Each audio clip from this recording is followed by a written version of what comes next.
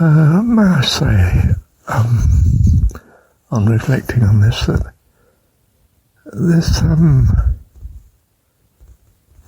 don't know, this layout, this schemata, this understanding of the Spirit in seven, being a composite of seven spirits,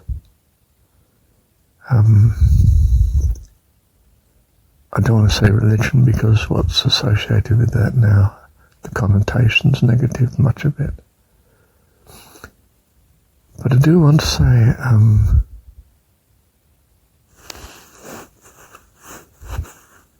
that it constitutes the foundation of the spiritual. And not only that, but the sequence, in a sense. The days of the week is the creation. The physical creation is only, in some sense, tangibility, evidence of the true creation. God is creativity. I mean, in that sense, He's love and all, but do you see, love is the maintenance of that which is created and valued, and love, do you see, So, for our understanding, God is love. That's the primacy. If He doesn't love us, well, I mean, we're all at sea, aren't we? I mean, that's what we need. The very foundation, the linchpin is love. Hence, Jesus says, Father. It says a creative, reliable foundation of love and oneness that we're part of, we're born of. We're of the same substance and therefore valued because in some sense we are Him. You see, know your position. You're a child of God. And that's the great foundation of everything that follows, everything. So you start there and then, you have to trust this. If the child doesn't trust the adult, well, it's as if you have no parent, and we know what that's like in a secular type world. It's living death. To be a little kiddie with no parent to love and care for. They don't last long, poor soul. And that's why a very basic thing in our makeup is, the child. Oh my goodness, can we rescue this child? It's a priority with us. They need our help. And the wonderful thing is, of course, we immediately want to give our help. Because we are children of God ourselves. We are of the same spiritual essentiality in some sense. Essence, do you see?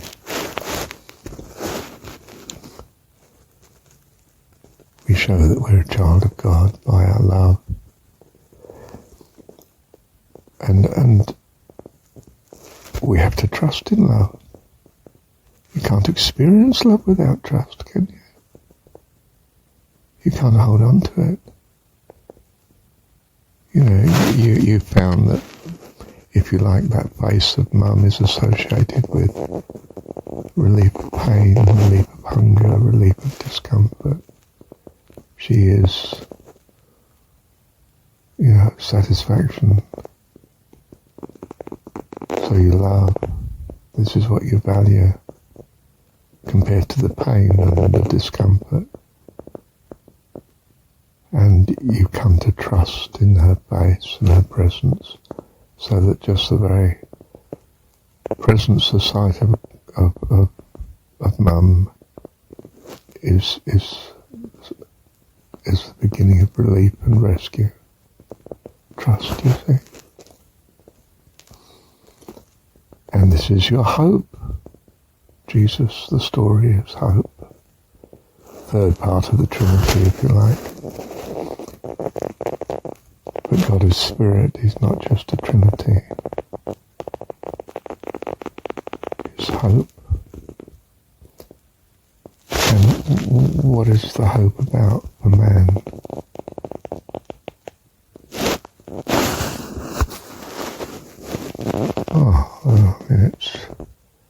It's everything that is to life. He's filled with thanks for this hope, for this understanding, for this insight.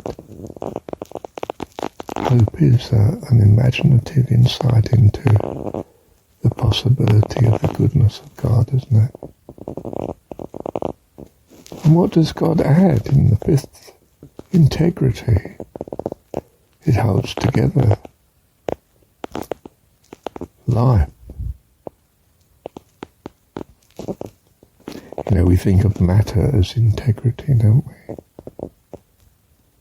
And the evidence of life here is matter. And our recognition and identification of matter, creation that we're in, you know, which we thought we were part of and thankful for. Things.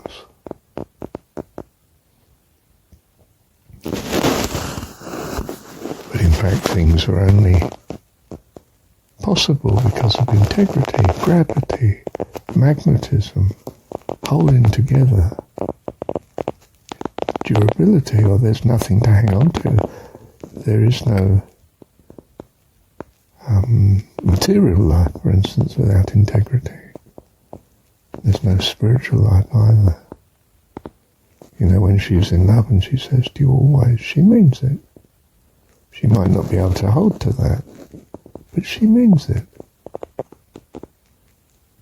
She wants to love. She's overcome with love for her child. When a baby comes, it's hers, in some ideal sense, you know. A great holding to. In fact, she embraces, she holds. You try and take her baby from her, my goodness, she'll tear you to pieces. She's not going to have any of that.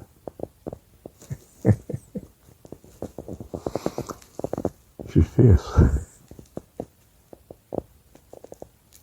And God is not fierce, but in a sense,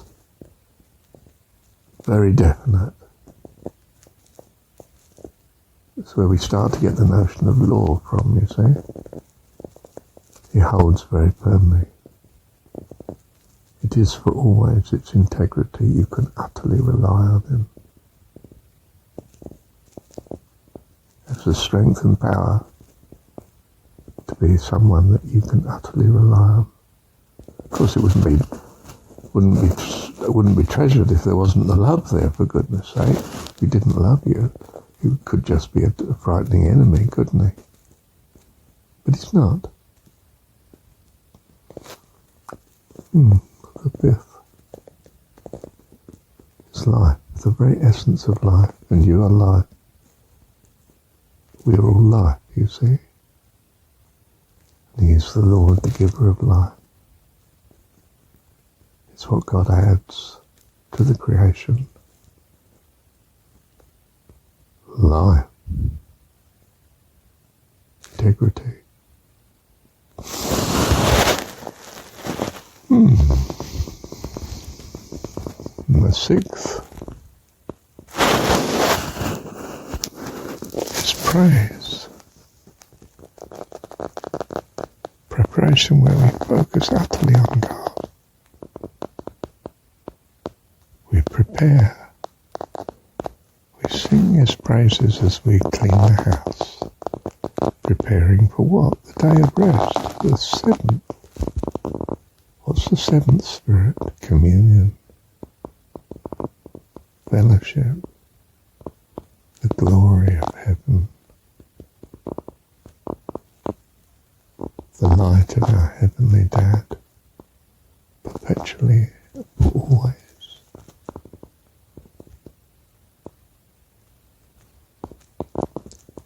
think a sort of timeless state. I imagine it to be such anyway. What do you think? What's your idea of heaven? Sitting on a cloud playing harp, singing. Could be. Or communion, sitting at table, having a meal. Family life, true, lovely, wonderful family life. Communion, heaven, by the grace and the love of God. So, 7 spirits that make up the Holy Spirit.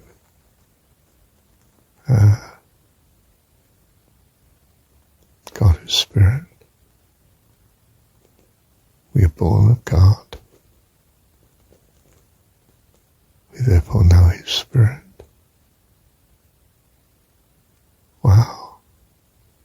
We've come to know God.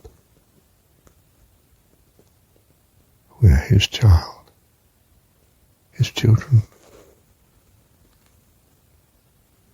New commandment I give unto you, that you love one another as I have loved you, says Jesus in the story. That you love one another. By this shall all men know that you are my disciples, followers, not worshippers of Jesus, but of God, our Heavenly Dad, which is what He worships.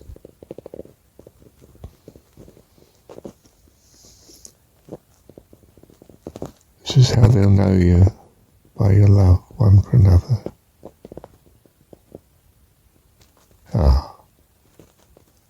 Thank you, Heavenly Dad. Well, we practice here love one for another. We practice here living with an incredible variety of persons. Some of them very ungodly in purpose and so on. But we know the eternity of such, which is the will of our God, that all life become as wonderful as He is, that we may commune together forever by His grace and His glory. You see why there was sun worship? Because sun was glorious light, and the giver of life as they saw it. For what plants thrive in the dark, pitch dark? Perhaps some mould and toadstools. Well, if they do love the dark, then perhaps that was understandable that it should be